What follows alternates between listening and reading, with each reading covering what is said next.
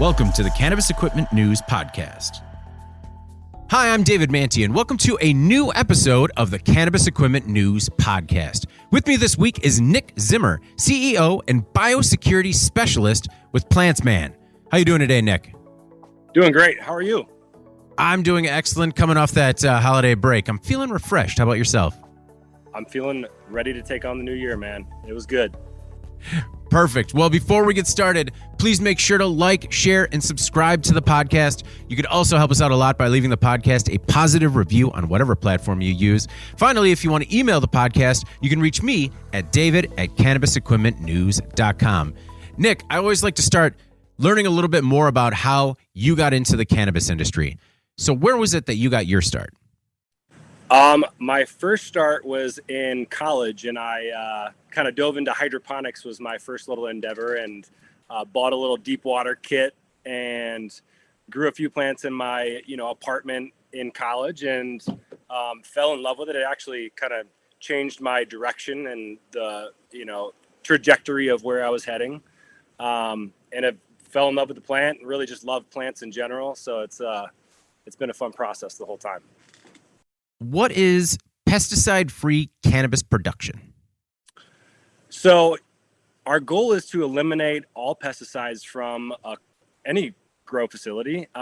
Really, we're taking the place of these pesticides with beneficial insects. So we're kind of swapping out a chemistry for some biology that is already working in nature. And we're kind of just harnessing it and utilizing it in a specific manner inside these facilities. So using good bugs, I feel like that seems like common sense that goes back to the beginning of time. When did we sort of get away from that in the industry? Well, I mean, current agriculture has led us down a path of, monoculture and, grow everything the same, spray it all with something really hard, kill everything off, versus this kind of like ecosystem thought process where we're building up the ecology and we're utilizing nature to kind of help us balance things out. So it's kind of been back and forth in ag, and we're kind of going back towards it in the current state where organic is trending, and same in cannabis. You can't even spray that many options. So in current cannabis models, you really don't have a bunch of tools in your tool belt for what you can spray and still pass a test, which is really what lends these bugs to cannabis specifically, because they're really a great tool and there aren't a lot of good tools out there to use currently. So how do you use these bugs for organic pest prevention? So the key with using beneficials is all about prevention versus curing a problem. So if you can start by, think of it like we're inoculating our plants early in their cycle. So when they're young and veg, we give them a dose of several different species of bugs that are going to target several different pests. So we'll dose them early in veg, and then we'll dose them again 2 to 3 weeks later, and keep that same kind of interval going, so that you can always stay ahead of your pest. The key is keeping the tipping point in favor of your beneficial and not letting that pest kind of get its reproductive rate ahead of your good guy. When you're talking about good guys and beneficials, what types of bugs are we talking about here? So we sell a lot of different types. There's probably 4 or 5 main species of bugs that I use. Most of them are what I would consider predatory mites. So they're going to be fairly microscopic. I mean, most of the time you could spot them, but you're really going to want a microscope to evaluate them or look at them up close. These are going to be, either living in the soil or living up on the plant, and are going to target several different pests. But there's beetles we use. There's microscopic nematodes that we use, some flying, some crawling. There's a big gamut of different types of beneficial or good bugs that we use. And they all kind of either target a specific pest or are a generalist and will eat a few different things. How did you get into this side of the business? I went to school for horticulture and was trained as a conventional grower in ornamentals, where part of my job was putting on a Tyvek suit and a gas mask and spraying down my entire 60,000 square feet of growing space with avid or something nasty that was probably going to lead to my death eventually. And I had heard about this and proposed it at my previous employment. And so we started implementing it there. We started phasing out some pesticides, seeing some benefits. Fast forward 6-7 years, I now own my own, commercial place where we grow ornamentals, and I utilize these beneficials in my ornamental facility. Only I'm a pesticide-free facility, which is kind of our little niche here. So this is where I've kind of learned it all, boots on the ground. Really, that's where you learn all things. School's cool, but using these bugs, watching them work, watching them not work, has led me down this path to helping cannabis growers, which, I feel like there's a big gap in the education and, people like me willing to teach and show them the way. What are some of the misconceptions with cannabis cultivators when it comes to beneficials? What I find a lot of growers are using them as a cure to a problem. And I'm trying to reset this mindset of, I want you guys to be using these bugs before there is a problem. And it feels strange and unusual sometimes when you're just dumping these bugs and you don't have a pest even in the facility, but that's the way they work best. And that's the way they're most cost effective because you can use them at a pretty low rate. Whereas most growers right now are like, Nick, I've got thrips or I got spider mites. Like, what's my dosage? What do I do? And, I have an answer, but it's going to cost them a lot more. And it's going to, the frequency is going to be a lot heavier. So what again, I want people to be thinking in the preventative way, start early, stay on it. It's not a one and done. It's not a silver bullet. Don't expect to put them out and tomorrow your bugs are gone. You're building an ecosystem and it's a different mindset. How long does it take to build that ecosystem? Like I was telling you, if you start early, it's pretty easy. If you're coming in and your plants are already 4 or 5 feet tall and they're, are they already into flower, it's a different battle. So again, the inputs and the cost per plant can be very low if started early, and vice versa. If you start late, it can be very expensive and not very effective. So, does that answer your question? Oh yeah, no, absolutely. When you started out on your own, what were some of the growing pains? Sorry for the pun. Everything's a pun in this industry. But when you got started, first of all, could you believe that you were going to go completely organic, pesticide free, with beneficials? And what were some of those growing pains as you kind of learned throughout your time? I mean, as probably all cultivators will tell you, it's like you can never get used to any set circumstances. So, as soon as I feel like I've got a grip on thrips, then my fungus gnat get out of control or something. So the fun part about growing plants is you'll never know it all. And for me, the growing pains have been, understanding these life cycles of these good bugs and knowing when I have too much pest to really where my beneficials are going to have a hard time, where I really should probably come in with a spray first to knock back the population.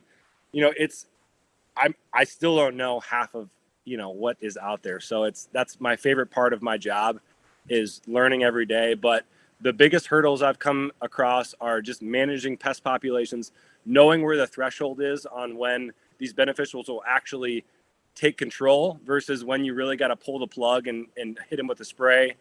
And that just takes years of just being on the ground and throwing these bugs out there. What are those thresholds? What is the limit in terms of the bug's capabilities? That's going to be different for each grower and facility. In cannabis, we have a very low threshold. In ornamentals, we have a totally different threshold. And in school, that's called the economic threshold. And when is the damage so far that you have to make certain calls? I can't give you like a concrete number per pest per plant. But obviously in cannabis, we have basically almost like a zero threshold where if you see a pest in the building, you're kind of freaking out already. Not to say that having a few thrips is going to lead you to having a really bad harvest. So I don't want growers to have this zero idea or mentality, because it's a hard thing to meet. And if you've got an ecosystem built, you can manage it pretty well without having to do any sprays.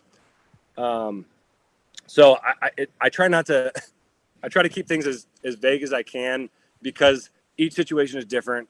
And each grower is going to have a different set of circumstances that they got to kind of work within. So when you work with each individual grower or cultivator, how much, are you going out to their grow? How much hands-on experience do you have working with them trying to remedy their problem? It really, I'll start by saying we're a very new company. We're launched 3 or 4 months ago. So in that time, I'm definitely boots on the ground getting to these facilities. Not everybody wants me to do that, and not always do I have to do that. It really just depends on the person and the scenario. I'm very happy and willing to go to places, but half of the time I can ask a set parameter of questions and get a really good feel of the flow in the facility and how they're running things, and take it from there. So it's a mixed basket of how I'm dealing with it, but I'm working directly with each person and setting them up with a specific program. The cannabis industry has seemed like, unlike many others, it seemed really open to being pesticide free, organic, and not just because of regulations, but because that's how operators want to run their shop. Is that something that you've experienced, and has there been sort of a spike of interest ever since you got into the industry as a result of that? I definitely see a lot of willingness to try new things, and I'm really not I'm trying to sell them an idea that's better for them, better for their employees, and hopefully cost them less money. So it's really the people that I talk to, it's not a hard sell. I'm not selling them something that's not working. I'm not selling them something they haven't heard about. What I'm selling them on is heavy support, which is lacking in the industry. You can buy these bugs from a lot of different places, but what our kind of separator is the support that we're willing to give our customers. And that's where I think really people are going to benefit the most from us. They can call me and ask me these simple questions on how to release, or, what to follow up with, or anything, and I try to start them with the action plan, the plan of attack. Here's what you do week 2, here's what you do week 4. And so far that's been working great. And these guys are very happy and are loving just the support. What are the sizes of the grows that you're working with currently? All across the spectrum, from basement 12 plant to I think we just started working with one of the biggest cultivators in California. So they've got, I think, 3,500 lights across 10 facilities. So Michigan is our starting point. We're branching out as we go. I've got, probably 7 or 8 Class C facilities here, multi-thousand plant grows. That's our kind of our main customer, is a multi-thousand plant facility. But we don't discriminate, and I want to teach everybody. I really enjoy the process, and I enjoy working directly with the customers, and that's my kind of forte. But okay. Yeah, our ideal customer is a larger commercial facility. When you talk about building an ecosystem, what does that entail when you're transforming, your grow operation into this ecosystem? I mean, we're really not changing much other than eliminating a lot of the sprays that are going to reduce the efficacy of our bugs. Now, I don't want people to stop spraying 100%, because in cannabis, we're still dealing with diseases, and we need to stay ahead of those. So I always recommend having at least, a once every 2 to 3 week, fungicide treatment, whatever your favorite treatment is, and just time it to be away from your application of beneficials. But again, we are releasing at set intervals to build up a beneficial population in these spaces, whether it's in the soil or up in the foliage, so that if and when a pest shows up, we've got these little security guards ready to eat them. And okay. So it's, we're just inhabiting the spaces with these good guys before the problem ever can show up. You're working with such a large scale producers. How do you keep up with bug production? And then what do you do with the bugs after the plants are ready for harvest? Okay. So our bugs are grown to order. So they're not sitting in a warehouse like waiting for these people to put in an order. When you order from me, there's a 7-day lag usually from when you order to when it ships to you. And that's because our bugs are being farmed. And once we get our orders, they are getting packaged and shipped based on those orders. So you're getting like the ultimate freshness, which also is kind of what's helping us separate from some of the other suppliers is they will have faster ship times, but they will be sending older bugs.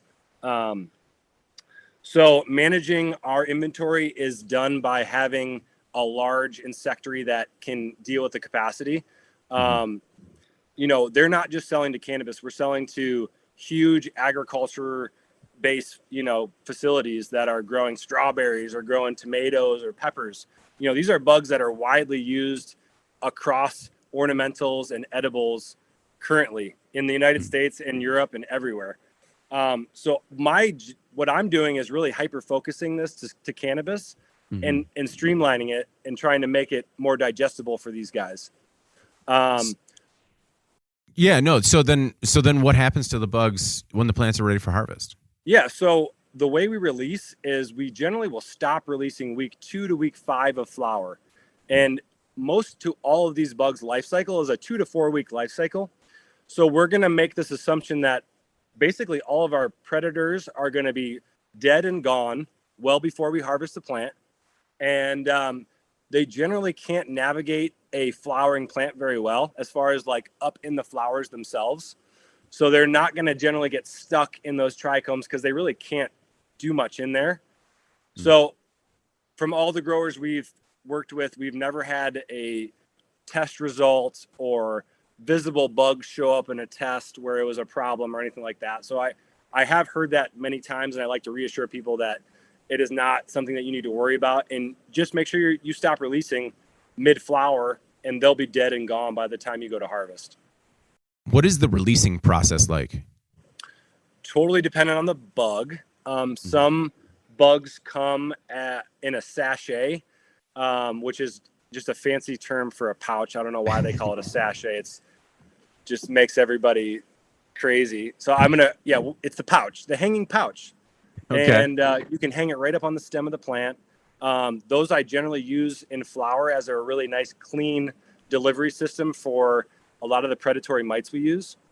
I have a couple tubes I brought. I just got this today. We're going to be releasing it at another facility on Friday, but this is it's a rove beetle. And it's fairly big. You can see it with the naked eye. You would take this and you would sprinkle about a teaspoon on the soil surface of each plant that you have. And in each teaspoon is going to be anywhere from 20 to 50 little beetles. They're going to cruise around the soil looking for, fungus gnats and thrip larvae. And that's where they'll live. Same with this one. This is another soil-dwelling predator mite. It's called Stradiolalaps. And this is another one that you will apply as a tablespoon right to the soil surface. Some of them are like, for instance, our nematodes, which are a commonly used product. These are something you submerge in water and then drench your plants with. So you'll water your plants in with this solution of nematodes. So there's a very, very wide spectrum of, application ways and delivery methods. But how do you make sure, with each teaspoon or release, how do you make sure do they stay on that same plant for their lifespan, or do they move to other plants? That'll, again, kind of like totally depend on the bug. There are some bugs that in part of their life cycles, like this one right here, the rove beetle, and in its adult form, it will fly. Oh, okay. So you put them in, I try to dose each pot, and then they'll migrate around, whereas the predatory mites will not, and they will pretty much stay on one plant. They're pretty small. They're not going to move a whole lot.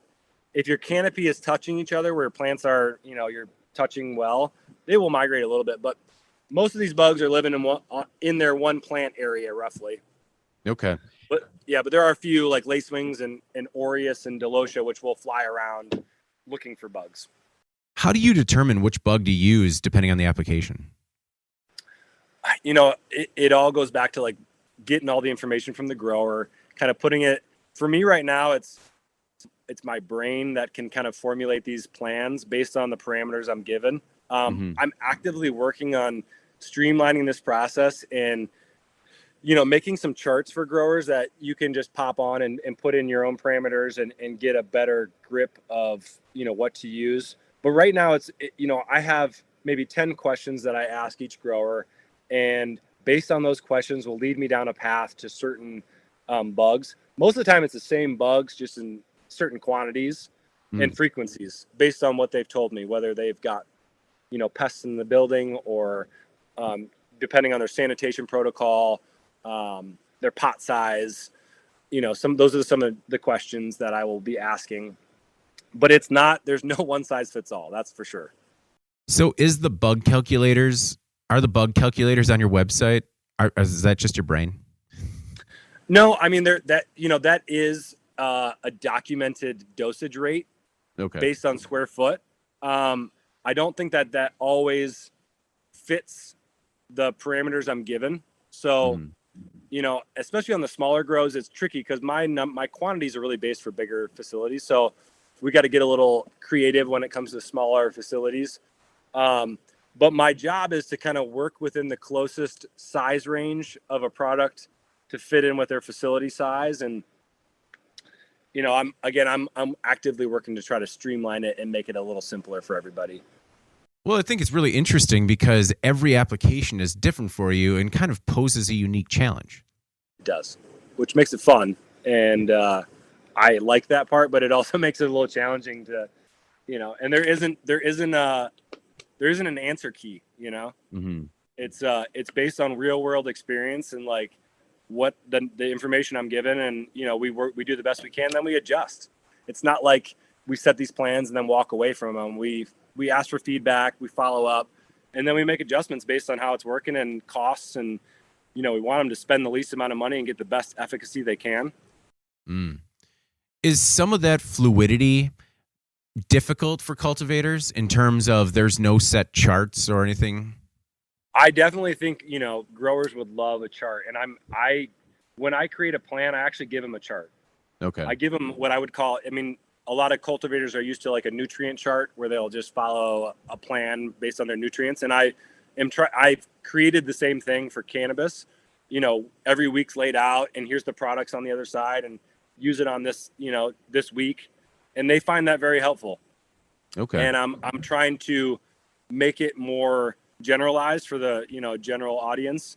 But again, I build one of those for each individual facility, and it's something that they can follow and track. And,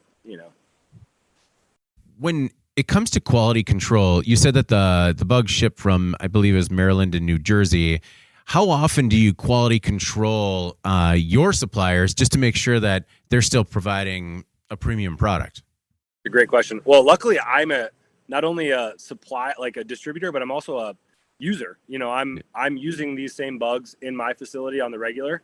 So I luckily get to check them out, and I'm a nerd, so I like to get the microscope out and like see what they look like and play with them. So I am my own quality control currently. But we also, we're in contact with all these growers weekly, so I'm asking them regularly how, for feedback. And, these are bugs. These are, a perishable product. We do package things based on the temperature where we're shipping. So like, things going to Montana right now are going to get different than things going to Michigan and, or wherever.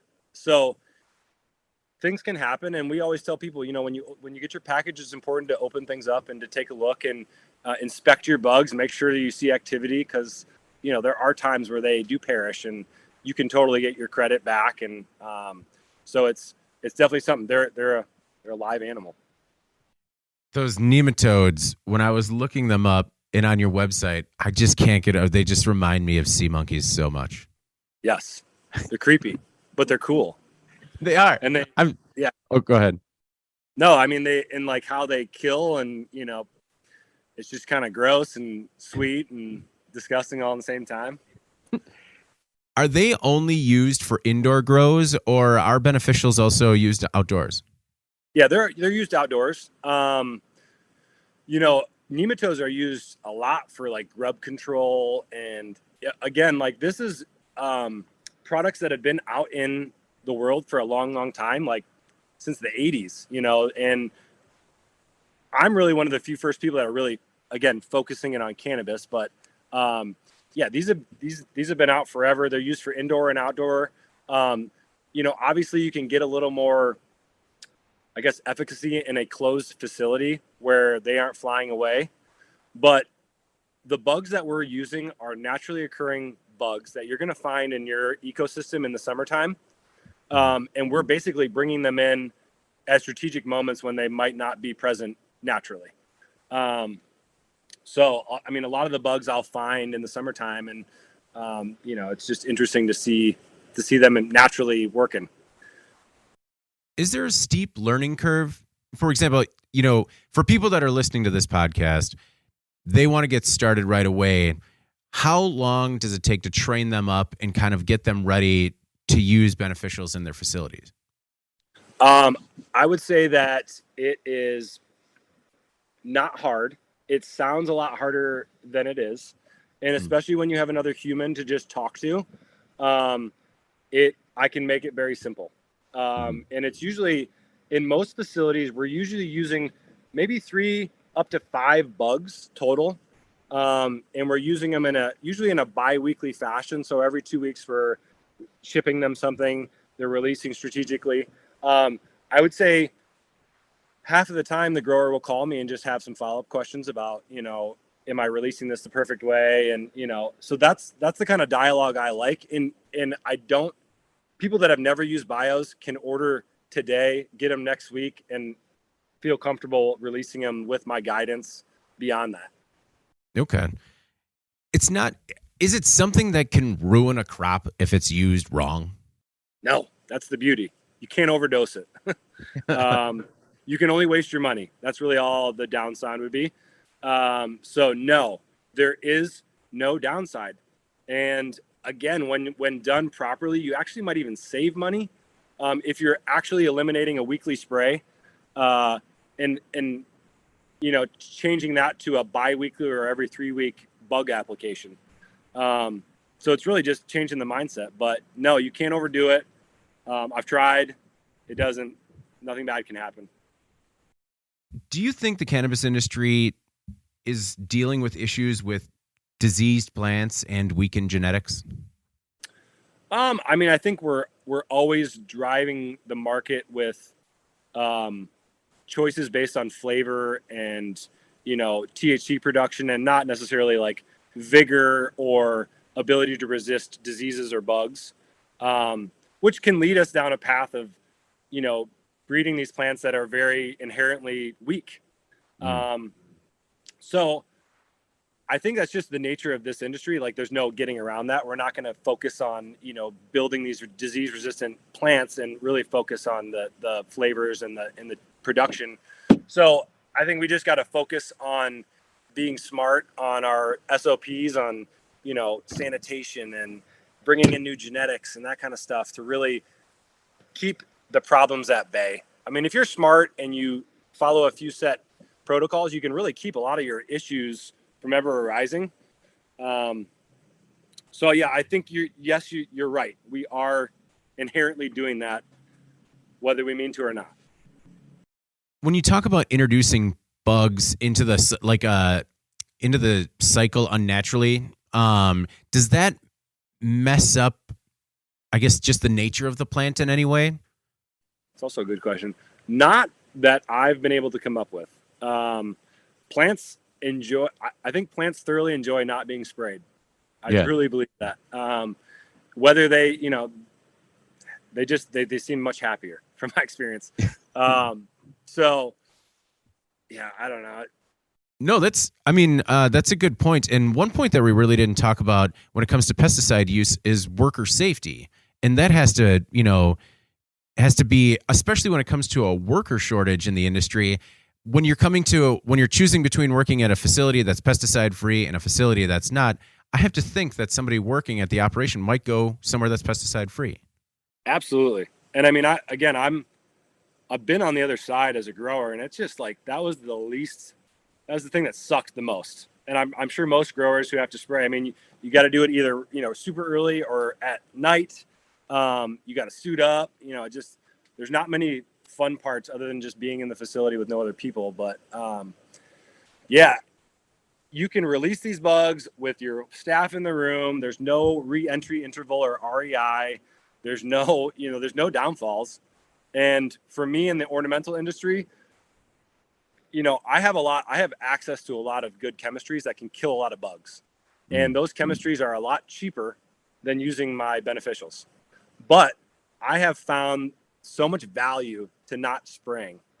And whether it's actual, money to money, I don't equate it. It's like my quality of life is skyrocketed from not having to spray 1 or 2 times a week with a terrible chemistry.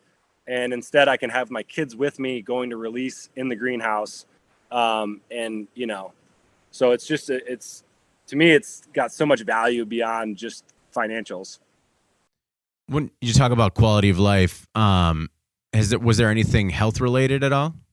Not really, but being in the industry, you see some old timers that, they were stirring it with their finger, and like, they're probably gonna melt away eventually because of their, exposure to toxic stuff. So I don't know, if you can avoid putting a carcinogenic thing around you, then do it. It seemed like a no-brainer to me, No, but no, I didn't have any specific health, scares or anything. I just constantly being aware of it, No, I understand what you're saying. And do you think it's a generational problem, or not a generational acceptance where the older generation is more accepting of pesticides? I just, personally, I know that when we go to my cottage up north, the older generation in the family will just spray everything with poison.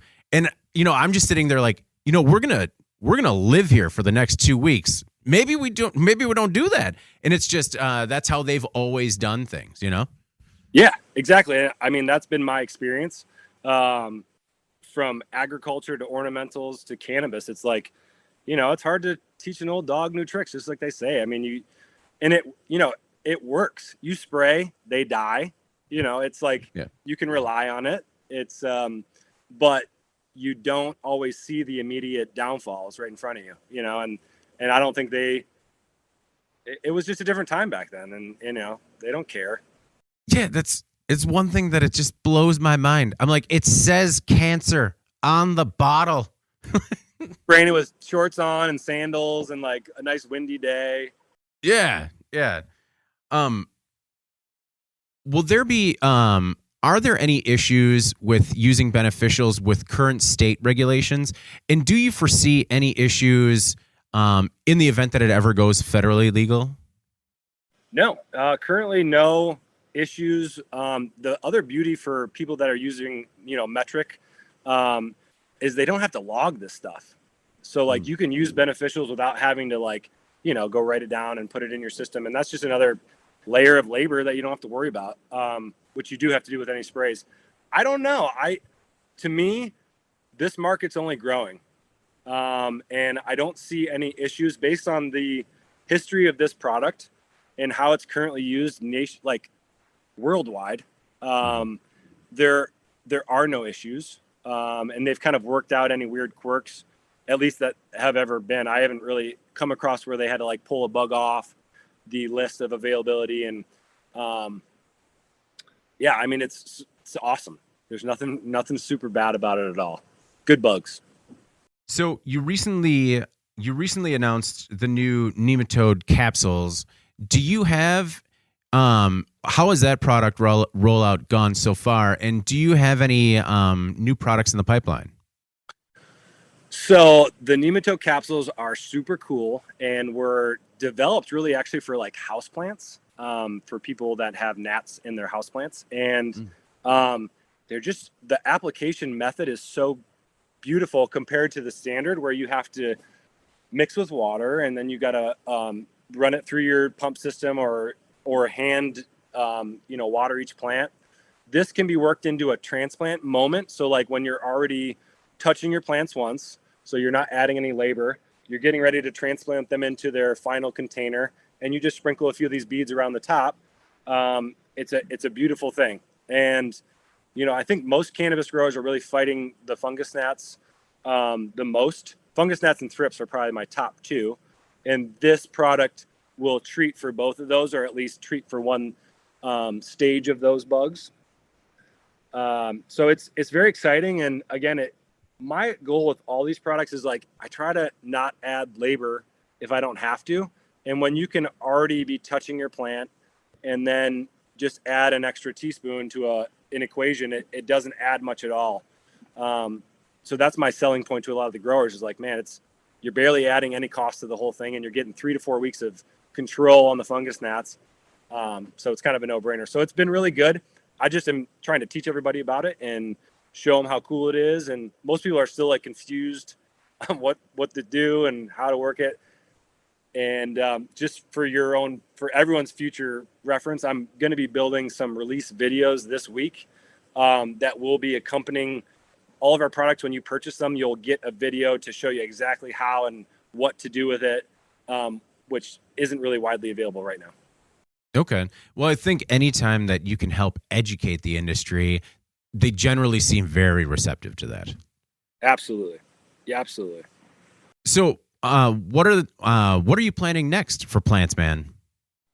So I didn't really answer your other part as far as new products. I don't have anything exciting coming down the pipeline that is announceable now. But I'm sure we will be coming up with some new stuff down the road. I mean, I'm working directly with a much larger corporation that, is developing these with scientists right now. So I've got some good backing, and I'll be sure to announce as soon as we have some new stuff.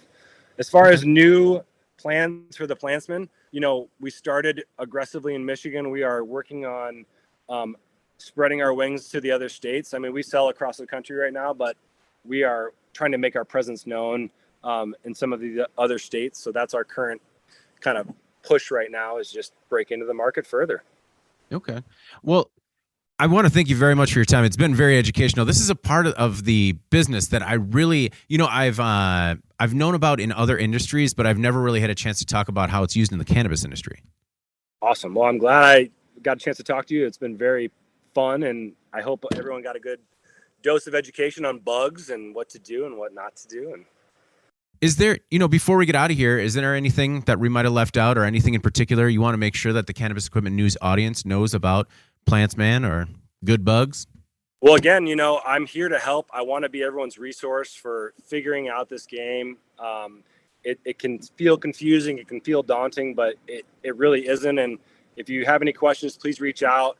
We've got a great website, but you can always reach me at 248-916-8550. That's my direct line. You can shoot me a text.